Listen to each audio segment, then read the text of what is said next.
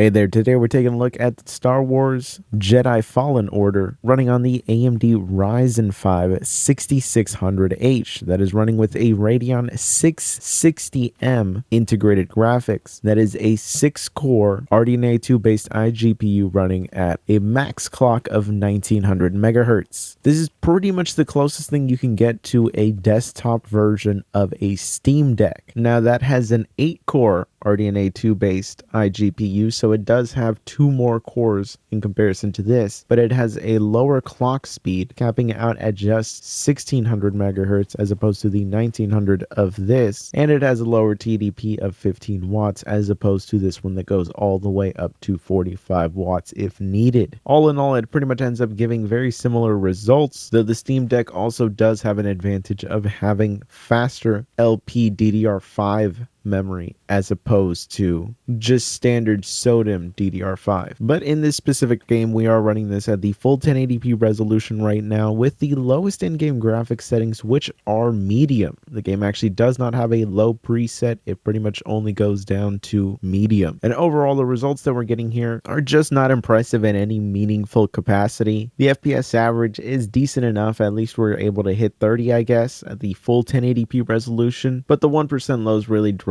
down the overall experience to the point where I would say it's not really that enjoyable to play like this. But of course, we can adjust some things to try to improve this, like enable dynamic resolution scaling. With that enabled, we're actually able to see a nice little bump in our 1% lows. And even our average saw a very nice uplift, but really it's the boost in the 1% lows that made the overall experience feel just significantly better. And visually speaking, we're not sacrificing too much here. At this point, you can pretty much get away with playing the game comfortably, and that's really what we're after here. And the dynamic resolution scaling does more than enough to achieve a playable experience here. Visually speaking, I don't even feel like we're sacrificing too much to get this, but we can get even more aggressive with the resolution if we would like to maximize performance. And of course, by dropping the resolution all the way down to 720p, we are actually able to boost our performance even more. We're finally able to hit a 60 FPS average, though the 1% lows didn't see anywhere near as big of an uplift, which means that the overall experience isn't significantly better, and you are sacrificing a lot in terms of resolution here. But this is pretty much the equivalent of if you were running this on a Steam Deck, though keep in mind that this is not TDP limited like a Steam Deck actually is. So overall, you can get some really playable experiences out of this with this specific system if you're willing to sacrifice some resolution. Dynamic resolution scaling is already more than enough to get this to be a playable experience, but if you want to have the smoothest time dropping down to 720p, it seems to be the way to go.